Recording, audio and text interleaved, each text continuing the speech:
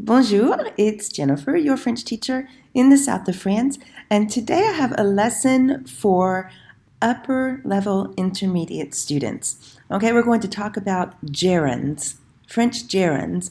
I'll explain to you what a gerund is in the first place and how they're different in French and English, how to form it, when to use it, how to use it, with lots of examples. Now, if you are a true beginner, this is probably not where you want to start.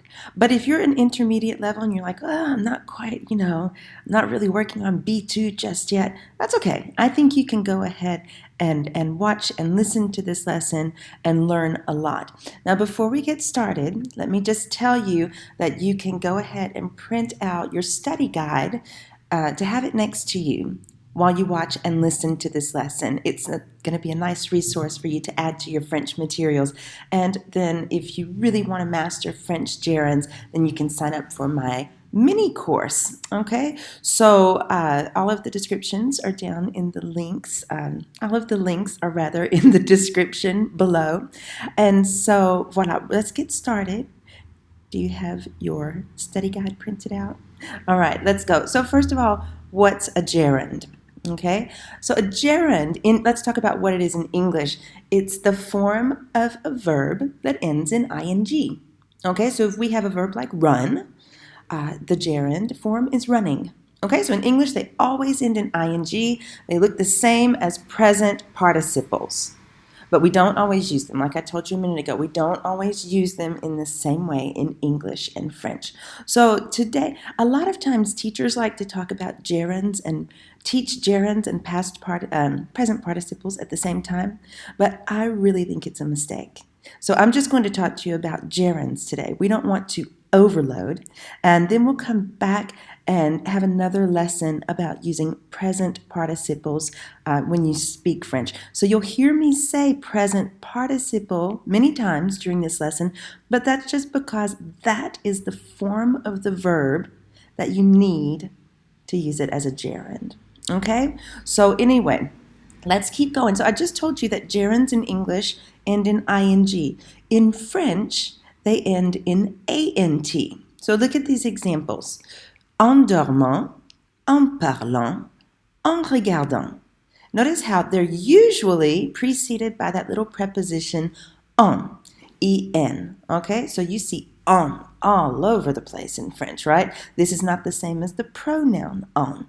This is just an en preposition that comes before a gerund. Now, I'm going to ask you if dormant, parlant, and regardant look familiar. Because they do. Of course, I know you recognize them as the verbs dormir, parler, and regarder. The thing about gerunds, and it's really quite nice, is that a gerund is not a verb tense. You don't have any new conjugations that you have to learn or anything like that. So we're going to talk about what en dormant, en parlant, and en regardant mean. But first, yes, let me just remind you, so it's not a verb tense. It doesn't really matter who's performing the action. You don't ever need to change the way a gerund is spelled. So it will always look just like that. Dormant, parlant, regardant. All right, so the thing is, you're always going to use the present participle form of the verb, no matter what the subject is, because gerunds are always used when there's another main verb in the sentence that's been conjugated to make agreement with the subject of the sentence. As I just read that, I was like, oh my God, if someone said that to me and I'm a French teacher, I would be like, wait a minute, can you repeat that? What did that just mean? Okay, so just scratch that. Let me just tell you in simple terms. Anytime you're using a gerund, you're going to be talking about what someone is doing and something else that they're doing at the same time. So the subject it's going to be the same person doing two things at the same time. That's why we don't have to conjugate a gerund. You're not switching subjects. You're not even repeating the same subject twice. You can get away with not doing it by using a gerund. So voila, doing two things at the same time. It's got to be the same person though. If you have two different people doing something at the same time, that's not when you use a gerund. at all. Okay, so now I'm going to tell you how to form it, how to form gerunds. That's not hard. And then I'm going to tell you, more importantly, how to use them and when to use them and how they differ, how they're really different to English gerunds in many ways. Okay, so to form, I just told you it's going to be pretty easy. It's going to be easy for you to form present participles, or in other words, gerunds, if you know present tense conjugations in the new form. Okay, because look at these examples I've put for you here. The verb venir is irregular. Manger is regular. Lire is irregular. Prendre is also irregular. Okay, so but it doesn't matter if we're dealing with regular or irregular verbs. You're going to take the new form of the verb in the present tense. You're going to take the ending off, which is the ONS, and then you're going to add ANT. So venir becomes en venant. Manger becomes en mangeant. And have a close look at that. Remember how we put an E in after G in the new form present tense of manger? Since you're only taking off the ONS, you're going to keep that E for your gerund form. That way it doesn't sound like mangeant. Huh? It sounds like mangeant. So for lire, nous lisons en lisant. Prendre, nous prenons en prenant. So that, remember, in the new form, you only have one N in prenons. Okay, so that's how you form the gerund. There are 3 exceptions. Sorry. I know, there's always an exception in French, so I'll just tell you now. But I'm going to save it for the end, and they're not hard to learn. There's just 3 of them. Okay, but anyway, let me tell you something super important. Before I tell you how and when to use gerunds in French, let me tell you when you absolutely do not want to use them, because I've had a lot of students over the years, and I've known a lot of people learning French who make this mistake, because you get to a certain point, and I guess it's hard to get beyond wanting to translate literally. I know that it is. So I've just told you that a gerund is the ing form of a verb. So when you see something like this, I am eating, you can't say je suis mangeant. Why not? Oh my God, Jennifer, you just told me that mangeant means eating. Je suis means I am. Yes, I know, but that's a literal translation. We gotta stop doing that. Sometimes it works out, but most of the time it just doesn't. What you need to know is that in French, here, have a look at this again, all the way on the right. To say I am eating, you just say je mange. So why is that? Je mange, that means I eat. Yes, but hopefully your French teacher or whoever you're learning French from, if you're learning it from me, I know I told you this.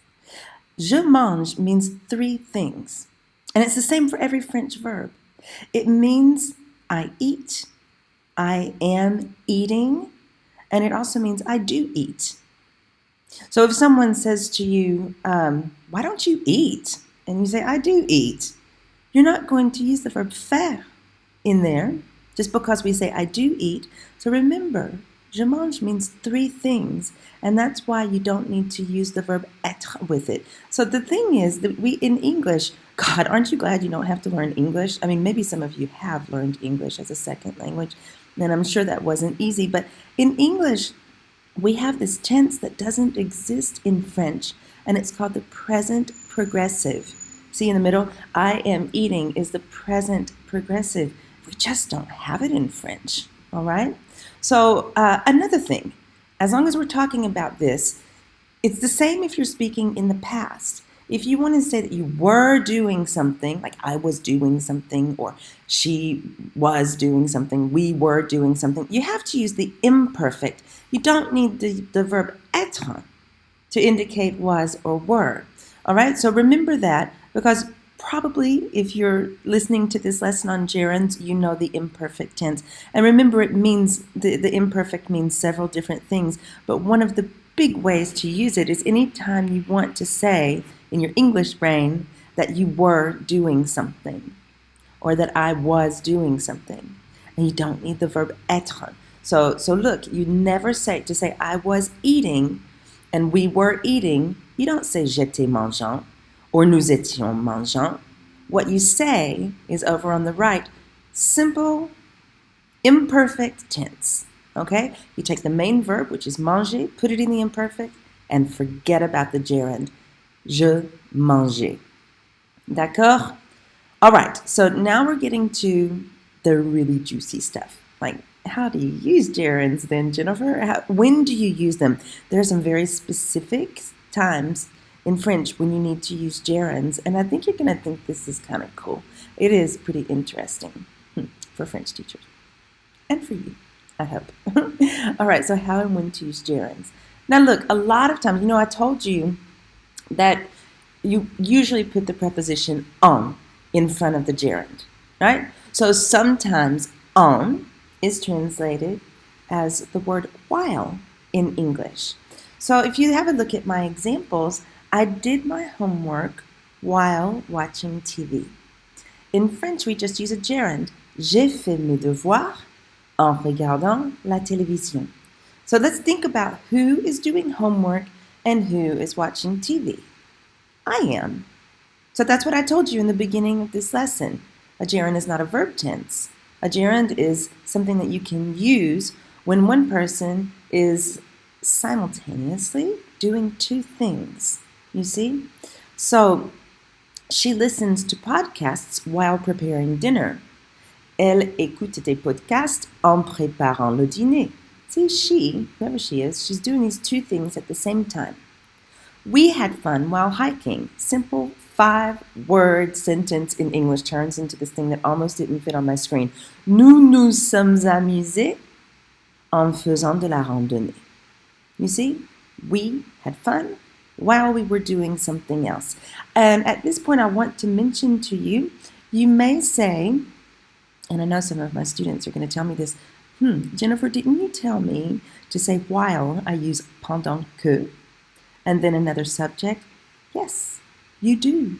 There are so many different ways to say the same thing, and no matter which language you're learning or speaking, you know that's true. So this gerund thing, it's just another way. You can use pendant que to mean while if you want to, and if you look back at the first example, I did my homework while. If you're going to use pendant que, you're going to say while I was watching TV. You see the difference? So I did my homework while I was. We're repeating the subject. So if you want to say while I was doing something, you're going to have to say j'ai fait mes devoirs pendant que subject je faisais imperfect mes devoirs. So if you're going to use pendant que followed by another subject, no gerund. You have to conjugate that verb. And remember, if you want to say it even though the verb ends in ing in English, remember that's the imperfect if you're not using a gerund. D'accord? All right. Here's another example. And this next one might sound a little funny in English because to me it sounds super formal, but it's not in French. It's the word upon. Sometimes en can be translated to mean upon. Upon arriving at the hotel, I unpacked my bags. Okay, so, probably if we were going to say this, at least if I were speaking this sentence in English, I would probably say when I got to the hotel, I unpacked my bags. Sure. Okay? You can do that in French too. You can say when, quand, je suis arrivé à l'hôtel, j'ai défait mes bagages. But remember, like I said a little while ago, there's more than one way to say the same thing by using a gerund. En arrivant à l'hôtel, j'ai défait mes bagages. And you might say, well, which is better, Jennifer? Is it better to use the gerund? Does it sound better? Or can I just use the passé composé with quand je suis arrivé à l'hôtel? It doesn't matter. I I personally think en arrivant sounds better. And it's a lot of the things that you learn in French when you get to an intermediate or upper intermediate or advanced level. These are things that are not going to translate directly to English. We sort of save the harder stuff until later, but the harder stuff is usually what's really common in spoken French, in daily French. So yes, I think that en arrivant sounds better. Voilà. So you can start practicing it. Okay, now look, upon. Let's get back to this upon. She cried upon hearing the bad news. Elle a pleuré en entendant les mauvaises nouvelles. You see how that works? It's just another way to say elle a pleuré quand elle a entendu les mauvaises nouvelles. D'accord? So why did I choose les mauvaises nouvelles instead of la mauvaise nouvelle? I don't know. I guess she got more than one piece of bad news. Remember, in French, for bad news, you can either say la mauvaise nouvelle, singular, or you can say les mauvaises nouvelles. In that case, there's more than one piece of bad news. Poor thing. All right. So look, here's another way. What else can mean? It can also mean by or because. So it's by eating too much that one becomes fat. It sounds so weird to use that subject one in English, because who talks like that? But in French, c'est en mangeant trop qu'on devient gros. I would really translate that to mean like you get fat if you eat too much. It's by eating too much that you get fat, that you become fat, okay? So remember just that subject on in French, you don't always have to translate it as one, but I just wanted to be real clear with everything that's written in this lesson. But yeah, I'd probably say it's by eating too much that you get fat. But when I say it's by eating too much that you get fat, I'm not talking about you. I mean, you know how we do that? We just say you, and it's this understood you. We could be talking about whoever, just people in general. That's what the on is used for a lot of times. It's also used to mean we. Okay? Next example. He succeeded by working hard. Il a réussi en travaillant dur. I was able to relax by waking up early. J'ai pu me relaxer en me réveillant tôt. So if you look at that last one, what's the me doing there? Well, you know that se réveiller is a reflexive verb. So let me tell you something, that this is the first time I'm mentioning this in this lesson today. If you have a reflexive verb, you must make sure, and that's in your gerund, you must make sure that it agrees with the subject who is doing this action. So in this sentence, it's je, so I have to use me. All right, that is important. No, it's not a verb tense, but you have to use corresponding pronouns when applicable. Okay, so here's something I'm going to tell you. When do you not use on with gerunds? So in the beginning of this lesson, I was careful not to say you always are going to use on before a gerund, because there's an exception. Do you know anything about relative pronouns? Specifically the relative pronoun qui. Okay, look at this. This is going to make sense to you. Sometimes French gerunds can mean what or that.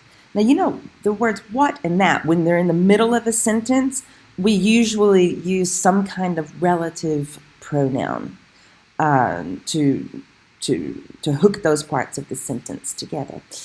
But here, you can use a gerund to replace qui, all right? All passengers arriving in a foreign country must go through customs. Okay, so before that word in English, arriving, I didn't have the word by, I didn't have while, I didn't have upon. It's just all passengers arriving. So you can do the same thing in French. Tous les passagers arrivant dans un pays étranger doivent passer par la douane. So that's using the gerund without on. If you look in the very last sentence, you see there, I've left the qui, which is your relative pronoun, so you can see what it looks like. Tous les passagers qui arrivent dans un pays étranger doivent passer par la douane. So if I keep my relative pronoun qui in there, remember qui stands in as a subject, so naturally the verb that follows it has to be conjugated. You can conjugate it in whichever tense you want to. Here this is in the present tense. But that's the difference between using the gerund and the qui. D'accord? Gerund is not a verb tense. It always looks the same. Yay. All right. So how about now we're going to practice forming gerunds. So here on this next little bit that I'm going to show you, I want you, if you can, put the video on pause and at least go through the list and see if you can form the gerunds, and then I'll show you the answers. Okay? So what I want you to do is just start over here on the left with the verb parler, and then you're going to tell me the present tense form, which is, say it, nous parlons, right? So then you have your P-A-R-L plus A-N-T, and that's how you get your gerund en parlant. So like I mentioned, maybe you'll want to put this on pause because I'm going to go straight to the answers. Alors, so parler en parlant, finir en finissant, attendre en attendant, écrire en écrivant, mettre en mettant, partir en partant. So you see what I mean about needing to know the new form present tense? I mean, for most of those, it's pretty easy, but you have to remember, for example, that partir is not conjugated like finir. And you have to remember for verbs like écrire, which are irregular, that sometimes you get a little unexpected consonant in there. Like in this case, it's the V. All right, now I'm going to use these same verbs, and I'm going to show you more really useful examples. Start out with the verb parler. Okay, so there at the top, I just have the formation of the gerund. So I discovered a lot of interesting things while speaking with my professor. J'ai découvert beaucoup de choses intéressantes en parlant avec mon professeur. Finir. You can start your movie upon finishing the dishes. Who talks like that in English? God, if I said that to my kids, they would look at me like, okay, she's gone crazy. But in French, it sounds normal. Tu pourras commencer ton film en finissant la vaisselle. You see? So a couple of things I want to point out to you, just real quickly. You see I used tu pourras. You can use whichever tense you want, guys, with the main verb in the sentence. Since we're making reference to the future here, I'm using the futur simple. Okay? Bien. On continue. Attendre. So she was able to save money by waiting for the sale or the sales. Okay, elle a pu, see here I've chosen to use the passé composé with the verb pouvoir. Elle a pu économiser de l'argent en attendant les soldes. Voilà. Okay, encore un exemple, écrire. So by writing him a good recommendation letter, I was able to help my friend find a job. Here we have something, I just wanted to show you an example using another pronoun. A little bit earlier we talked about using reflexive pronouns with a gerund. And in this example, I'm using lui, which is an indirect object pronoun, just so you can see what it looks like. And also, in this example, I'm putting the gerund at the beginning of the sentence. So a lot of times, I know when you listen to a lesson like this and it's recorded and you can't ask the question right away, you might ask yourself, well, do I have to put it in the beginning, at the end, somewhere in the middle? It doesn't matter. It really doesn't. Wherever you want to put the gerund, wherever it makes sense to you, you can put it. There's no hard and fast rule about that. So, en lui écrivant une bonne lettre de recommandation, j'ai pu aider mon ami à trouver du travail. D'accord? We're using lui because I am writing a letter for him. So that indicates that the word him is an indirect object. D'accord? Okay, just a few more examples, and then I'm going to show you the exceptions. The verb mettre. The children are helping their mother by setting the table. Les enfants aident leur mère en mettant la table. So here, the verb mettre, I know you might be thinking, oh, that's a cool way to use the verb mettre. I didn't know you could do that. Mettre usually means to put, and now it means to set. Mettre can mean lots and lots and lots of things, just like other verbs like prendre and faire. So if you're interested in mettre, just go to YouTube and type in Love Learning Languages mettre, and you'll see my lesson on that. Okay? Now, here's one more example. Partir. All vacationers leaving this weekend should watch out for the strikes. You know this is important if you're traveling in France. Oh my God, the strikes, les grèves. So, tous les vacanciers partant ce week-end doivent faire attention aux grèves. You notice what I'm doing here? This is the one where I'm not using en in front of the gerund. And the reason why, and you'll see in the last example, is because I'm actually replacing the relative pronoun qui with a gerund. But here's what it looks like with the qui. Tous les vacanciers qui partiront ce week-end doivent faire attention aux grèves. D'accord? All right. So I just wanted you to know, if you're not an American English speaker, I want you to know that I'm learning a new language too. I'm learning British English. So I learned that we don't say vacationers in British English. We say holiday makers, and I think that's really pretty. Tell me if I'm wrong. I'm going to be heartbroken if I got that wrong, but I think it's super cute. Okay, but anyway, I use the American English vacationers because it looks more like the French vacanciers. It starts with the same letters. Are you ready for your exceptions? There are only 3 of them. Okay, and then you need to sign up for my mini course so you can get your hands on those practice cards that I have ready, and believe me, you're going to learn a lot of new verbs and how to use them as gerunds. Here are your exceptions. Just 3 verbs. You could have guessed they would be irregular ones that we use a lot. Être has an irregular stem. You see that? So the gerund form is étant. So one gets what one wants by being nice. On obtient ce que l'on veut en étant gentil. You see how that works? And then the verb avoir looks like, all the way on the right, ayant. So one can get around easily by having a car. On peut se déplacer facilement en ayant une voiture. It's pretty, huh? And then you have the verb savoir, and it becomes sachant. So tu réussiras ton examen.